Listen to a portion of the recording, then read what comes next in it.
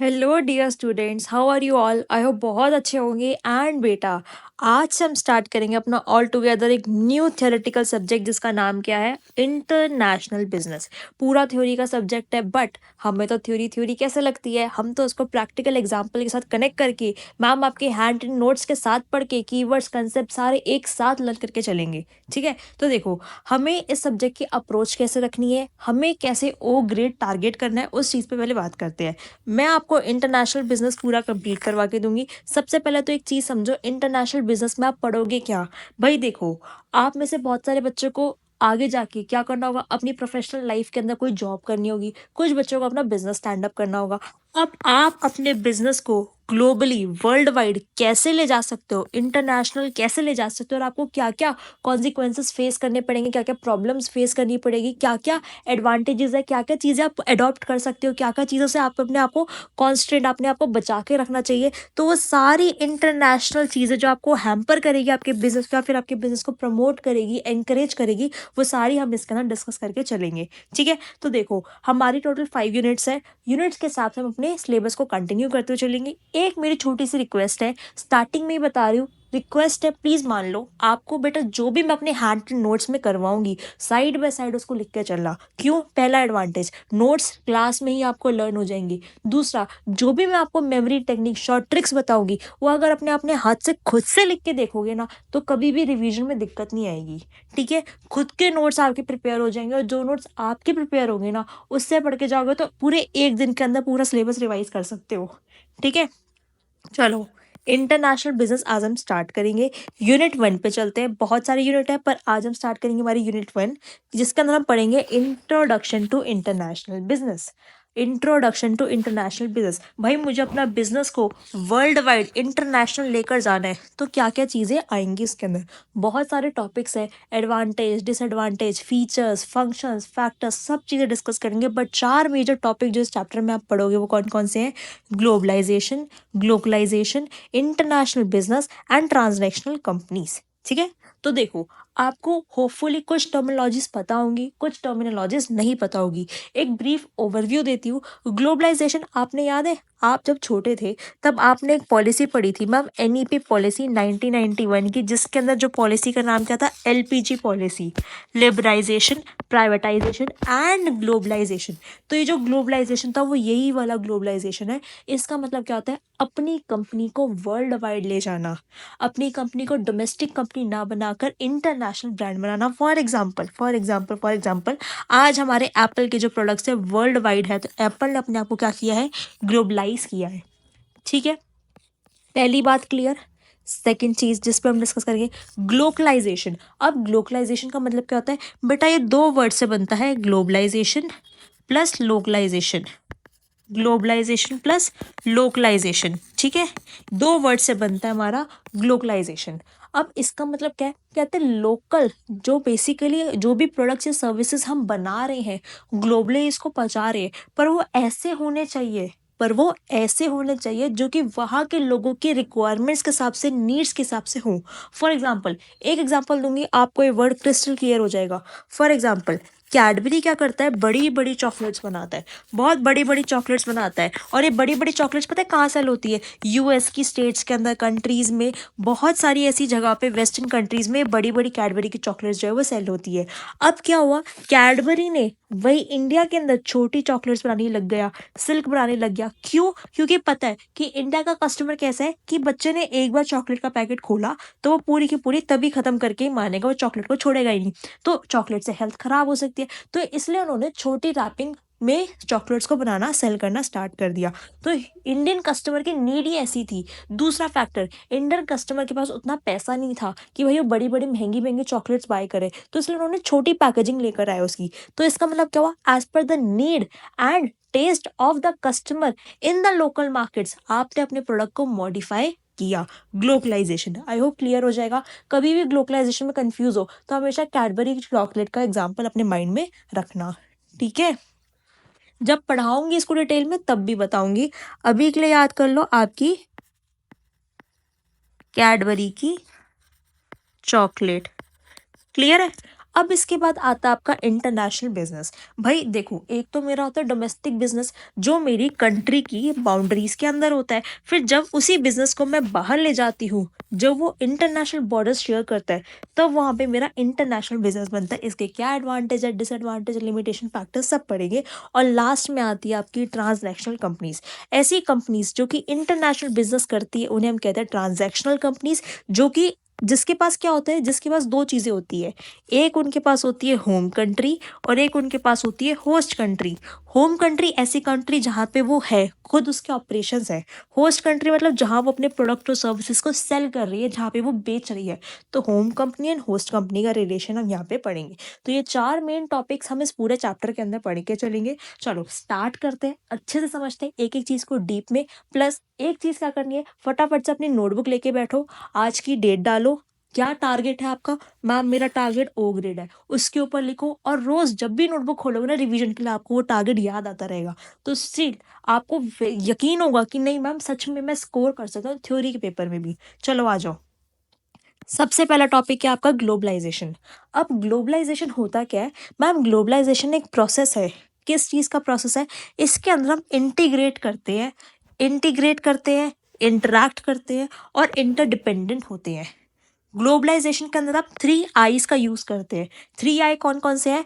Integration, interaction and interdependence. किसका होता है? अमंग लोगों का होता है, कंपनीज का होता है, गवर्नमेंट का होता है। जिसका इफेक्ट क्या होता है? इफेक्ट इसका पड़ता है आपके इन्वायरमेंट पे। भाई जितनी ज़्यादा ग्लोबलाइजेशन, उतना ज़्यादा कंट्रीज यहाँ, बाहर के ब्रांड्स यहाँ पर आएंगे, यहाँ के रिसोर्सेज को यूटिलाइज करेंगे, तो इन्वायरमेंट में भी ऐसा इम्पैक्ट पड़ेगा। पॉलिटिकल सिस्टम पे इम्पैक्ट पड़ेगा। ज़्यादा हमारी कंट्री के अंदर कैपिटल इन्फ्लो आएगा, ज़्यादा पैसा आएगा, तो पॉलिटिकल कुछ लॉज रेगुलेशंस बनानी पड़ेगी। ह्यूमन पे इम्पैक्ट पड़ता है। ज़्यादा कंट्रीज, बाहर की जो कंट्रीज है वहाँ के ब्रांड्स यहाँ पर आएंगे, तो यहाँ पे एम्प्लॉयमेंट की अपॉर्चुनिटीज़ देंगे, तो ह्यूमन पे भी इफेक्ट पड़ेगा। सोसाइटी के वेलबींग पे इम्पैक्ट पड़ेगा। यहाँ के रिसोर्सेज को एक्सप्लॉइट कर रहे हैं, ज़्यादा यूज़ कर रहे हैं, तो रिसोर्सेज पे इम्पैक्ट पड़ेगा और इकोनॉमिक डेवलपमेंट पे भी इम्पैक्ट पड़ेगा। ठीक है।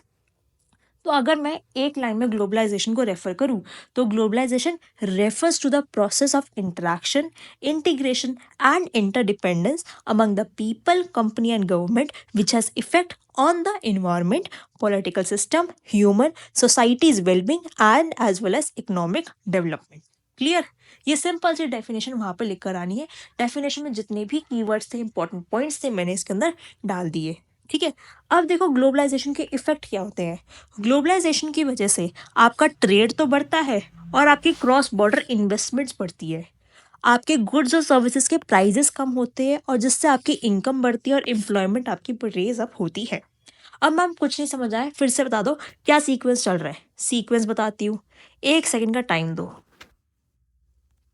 सीक्वेंस में क्या हुआ भाई, देखो ग्लोबलाइजेशन आई, बाहर के ब्रांड्स इंडियन मार्केट के अंदर आए।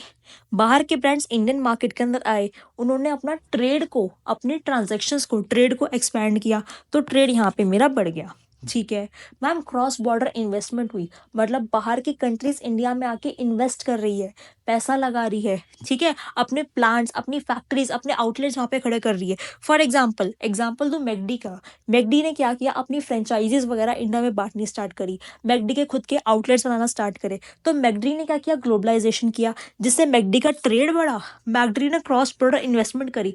बहुत सारी ऐसी कौन सी कंट्री जहाँ पे मैकडी नहीं होता, जिसकी वजह से क्या हुआ, जिसकी वजह से अगर बाहर की कोई गुड्स या सर्विसेज यहाँ पर आ रही है, तो वहाँ पे प्राइजेस कम होने स्टार्ट हो गए बाहर की। जैसे एग्जाम्पल क्या है इसका, Chinese product. Chinese product globalisation की वजह से इंडियन मार्केट्स के अंदर आए, जिसकी वजह से हमें कम प्राइजेस के ऊपर अब गुड्स और सर्विसेज मिल जाते हैं। अगर हमें कोई भी चीज़ें कम प्राइजेस में मिलेगी, तो मेरे हाथ में ज़्यादा इनकम बचेगी, विच मीन्स मेरी इनकम रेज अप होगी। और बाहर की कंट्रीज, ब्रांड्स यहाँ पर अगर आएंगे, तो मेरे लिए एम्प्लॉयमेंट अपॉर्चुनिटीज़ भी जनरेट करेंगे। तो ये सारे इम्पैक्ट है जो कि बिल्कुल एक चेन के फॉर्म में फ्लो करते हैं। अगर ग्लोबलाइजेशन होता है तो क्या होता है, ट्रेड बढ़ता है, इन्वेस्टमेंट बढ़ती है, प्राइजेस गुड्स और सर्विसेज के कम होते हैं, जिसकी वजह से इनकम बढ़ती है और एम्प्लॉयमेंट अपॉर्चुनिटीज बढ़ती है। ठीक है। एग्जाम्पल क्या है इसका, एग्जाम्पल, वर्सेटाइल एग्जाम्पल है अमेजोन। अमेजोन क्या करता है? अमेजोन एक आपका लार्जेस्ट ऑनलाइन रिटेल शॉप है, जिससे कुछ भी चाहिए, चाहे यूएस में हो, इंडिया में हो, किसी भी आप कंट्री में हो, आप कुछ भी ऑर्डर कर सकते हो, किसी भी प्लेस पे आप कुछ भी ऑर्डर कर सकते हो। क्यों? अमेजोन ने अपने आप को ग्लोबलाइज किया है इसकी वजह से। ठीक है, अब पता है बेटा क्या होता है? ग्लोबलाइजेशन की वजह से ना कंपैरेटिव एडवांटेज मिलती है दोनों कंट्रीज को। अब हम इसका एक मतलब क्या हुआ? Globalisation gives comparative advantage to both countries. इसका मतलब क्या हुआ? फॉर एग्जांपल, एक कंट्री एक्स है, एक कंट्री वाई है, एक कंट्री एक्स है और एक कंट्री वाई है। अब कंट्री एक्स मान लो इंडिया है, कंट्री वाई मान लो चाइना है। क्लियर है? अब तो चाइना के साथ वैसे इतना इंपोर्ट करना बहुत रिस्ट्रिक्टिव हो गया है। एग्जाम्पल के तौर पे समझो, जब ऐसे ट्रेड वॉर जैसे रिलेशंस नहीं थे, तब क्या होता था? इंडिया में सबसे ज़्यादा किस चीज़ की वो होती है, क्रॉप प्रोडक्शन होता है मैम, राइस का, वीट का क्रॉप प्रोडक्शन होता है। ठीक है, चाइना में कैसे होते हैं मैम? इक्विपमेंट्स वगैरह, छोटे मोटे टूल्स वगैरह बनते थे, चाइनीज प्रोडक्ट्स वगैरह, थोड़े गैजेट्स वगैरह, यहाँ पे चाइना का ज़्यादा प्रोडक्शन होता है। तो क्या करते हैं, इंडियन मार्केट से चाइना वाले अपने राइस वीट ले लेते हैं और अपने गैजेट्स वगैरह यहाँ पे छोड़ देते हैं।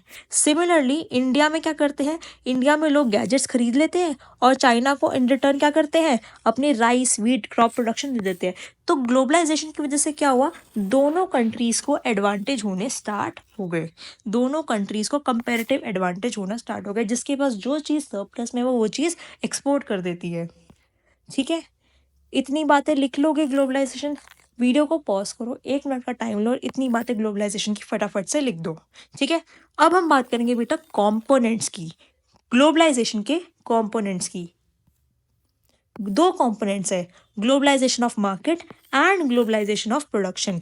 ग्लोबलाइजेशन ऑफ मार्केट का मतलब क्या होता है? कहते हैं ग्लोबलाइजेशन की वजह से वर्ल्ड के अंदर इतनी सारी मार्केट्स है, पर वो मर्ज होके एक कॉमन मार्केट प्लेस बन गया, एक कॉमन मार्केट बन गई। वर्ल्ड में इतनी इतनी मार्केट्स थी, पर ग्लोबलाइजेशन की वजह से सब मार्केट हट के एक कॉमन मार्केट प्लेस बन गया। ठीक है, जैसे कि एग्जांपल क्या है, मैकडी, स्टारबक्स, कोका कोला।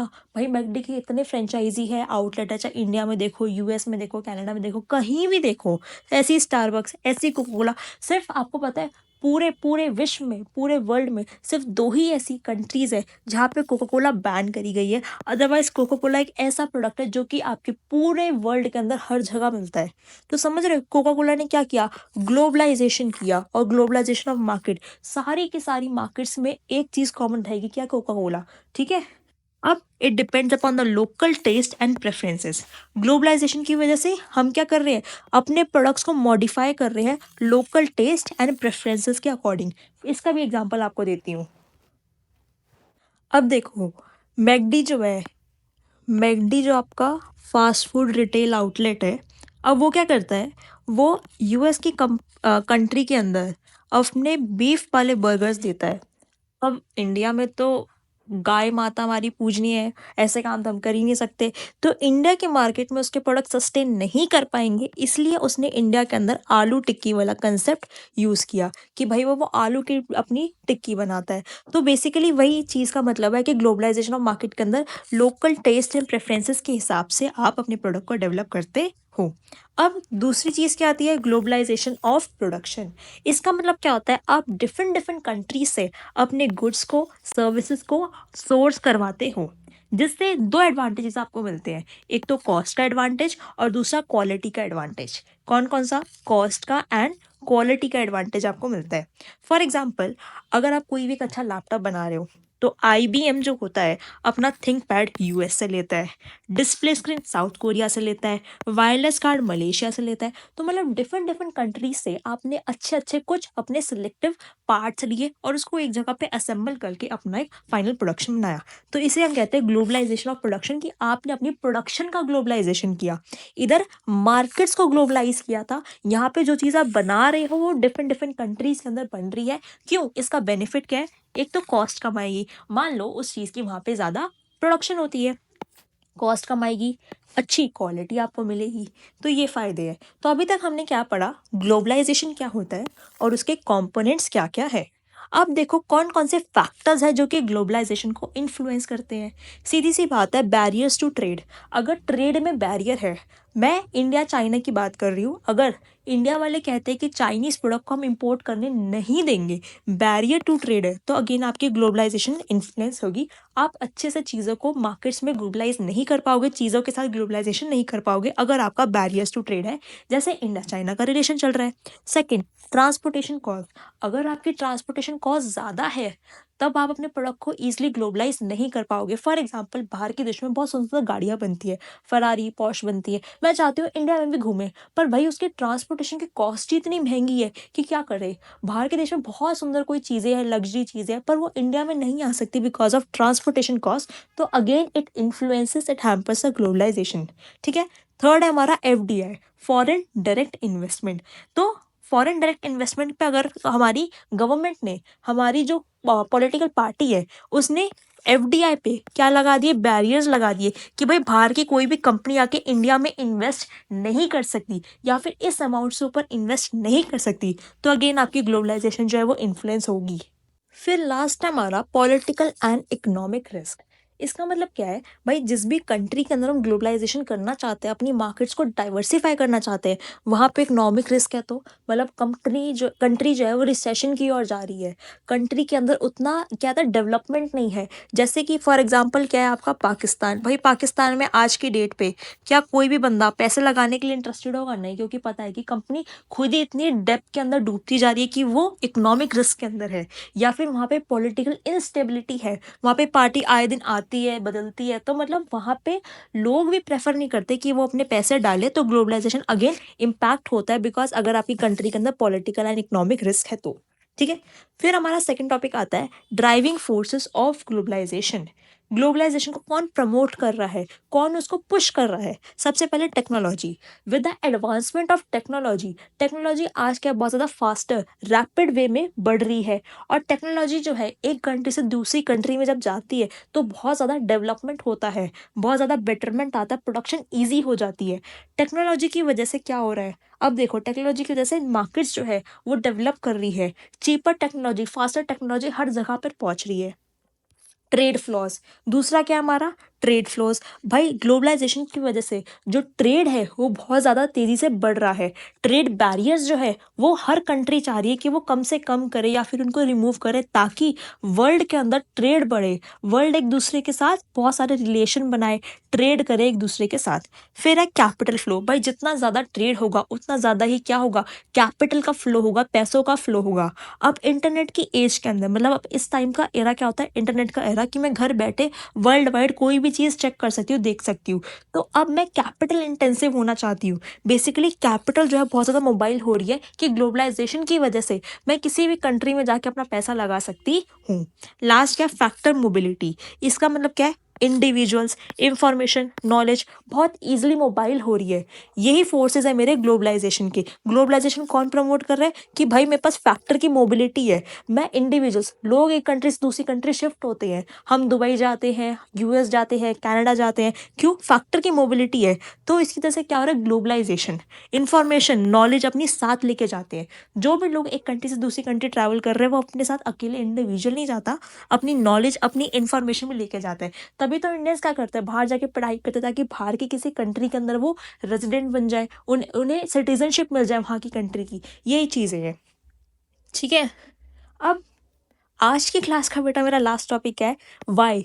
अरे भाई इतना सब कुछ बता दें मैम, ग्लोबलाइजेशन की ये सारी एडवांटेजेस है, ग्लोबलाइजेशन इतना ज़्यादा ज़रूरी है, पर क्यों? मोटिव्स क्या है ग्लोबलाइजेशन के? मोटिव्स देखो, मोटिव्स क्या है, कौन कौन से मोटिव्स है? Technological changes, economies of scale, differences in the tax system, less protectionism, growth strategies and transaction and of growth strategies of transaction and multinational companies। ठीक है। ये ट्रांजैक्शनल है बेटा, इसको करेक्ट कर लो, थोड़ा सा हो जाता है, कोई बात, कोई दिक्कत नहीं है। उसके बाद क्या है, डेमोग्राफी एंड कंपटीशन। मैम इतने सारे पॉइंट बता दिए, याद कैसे करेंगे? याद भी बता देते कैसे करेंगे, याद कर लो आप, TED, टेड। ठीक है, टेड, LG का CD, टेड LGCD। ठीक है, टेड LGCD से याद कर लेना, कोई दिक्कत नहीं है। ठीक है।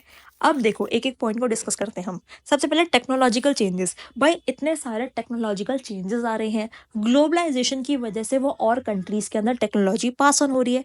क्यों?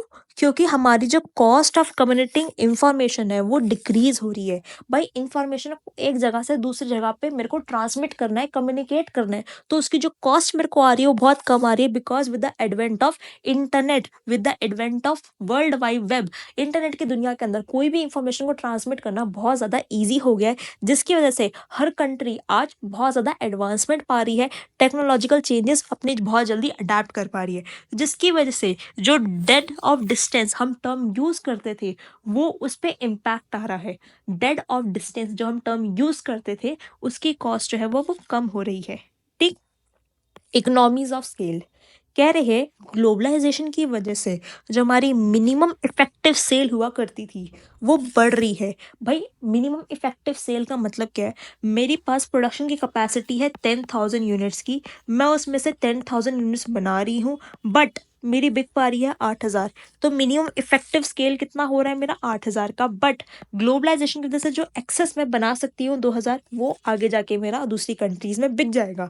तो जो डोमेस्टिक मार्केट है अब वो बहुत छोटी पड़ रही है। क्यों? क्योंकि मेरे पास ग्लोबलाइजेशन का ऑप्शन आ गया, जिसकी वजह से मैं इंटरनेशनल मार्केट्स को टैप कर सकती हूँ, अपना सरप्लस प्रोडक्शन मैं वहां जाके बेच सकती हूँ, तो दैट इज मुझे इकोनॉमीज ऑफ स्केल मिलेगा। पहले मेरे पास कैपेसिटी थी कि मैं 10,000 यूनिट्स बना सकती थी, पर मैं उतनी बना नहीं रही, बिकॉज मुझे पता है कि डोमेस्टिक मार्केट के अंदर उतनी मेरी यूज ही नहीं होगी, यूटिलाइज ही नहीं होगी। पर अब मेरे पास कैपेसिटी है तो मैं पूरी की पूरी बनाऊंगी, क्योंकि अब मैं क्या कर रही हूँ? Economies of scale. क्यों? क्योंकि मेरे पास एडवांटेज है किसका? ग्लोबलाइजेशन का। दोनों पॉइंट्स क्लियर? उसके बाद differences in the tax system कह रहे हैं। Differences in the tax system का मतलब क्या है? हाँ भाई अपनी अपनी कंट्री की अपनी अपनी गवर्नमेंट, अपनी अपनी गवर्नमेंट के अपने अपने टैक्स रूल्स। गवर्नमेंट जिनको अपनी कंट्री के अंदर इन्वेस्टमेंट्स को अट्रैक्ट करवाना है, ऐसी कंट्रीज जिनको फॉरेन डायरेक्ट इन्वेस्टमेंट को अपनी कंट्री के अंदर बुलाना है, बाहर के लोगों को बुलाना है कि आओ भाई हमारी कंट्री के अंदर पैसा लगाओ, तो वो क्या करेगी? अपने टैक्स सिस्टम को एडजस्ट करेगी, चेंज करेगी, जिसका बेनिफिट मिलेगा from lower labour cost and favourable production factors. जिसके क्या बेनिफिट है? भाई सीधी सी बात है, मैं आज एक इन्वेस्टर हूँ, मैं सामने वाली कंट्री के अंदर पैसा लगाऊंगी, क्यों लगाऊं? ताकि मुझे दिखे कि मुझे कुछ बेनिफिट मिल रहा है। मुझे क्या बेनिफिट मिलेगा? मुझे उस कंट्री के अंदर जो लेबर कॉस्ट है वो कम पे करनी पड़ेगी, बिकॉज अंडर डेवलप कंट्री है, कंट्री के अंदर लेबर की जो कॉस्ट होगी वो कम होगी, और प्रोडक्शन के जो फैक्टर्स है वो फेवरेबल होंगे। गवर्नमेंट खुद चाहेगी कि भाई आओ अपनी फैक्ट्री यहाँ पे सेटअप करो। क्यों? क्योंकि गवर्नमेंट चाहती है कि हम उन कंट्रीज के अंदर एफडीआई करें। ठीक है, तो देखो ये बोथ वेज चलता है। Differences in the tax system का मतलब क्या है? ये मेरी गवर्नमेंट है और ये मैं एज अ इंडिविजुअल जिसके पास खूब सारा पैसा है, खूब सारा पैसा है इस इंडिविजुअल के पास। अब ये इंडिविजुअल इस कंट्री के अंदर पैसा क्यों लगाएगा? जब इसकी जो पॉलिसीज वगैरह होंगी इस कंट्री की वो फेवरेबल होगी, चीप वे में इसको लेबर मिल जाएगी, और प्रोडक्शन में ऐसी पॉलिसीज होगी जो कि उसके प्रोडक्शन में हेल्प करे। अब गवर्नमेंट क्यों चाहती है इंडिविजुअल यहाँ पे लगाए? क्योंकि इसके पास बहुत सारा पैसा है। गवर्नमेंट जो है कैपिटल इनफ्लो को अट्रैक्ट करवाना चाहती है, इनफ्लो लाना चाहती है अपनी कंट्री के अंदर उसकी ग्रोथ के लिए। ठीक है, तो बहुत वेज ये चलता है। उसके बाद लेस प्रोटेक्शनिज्म।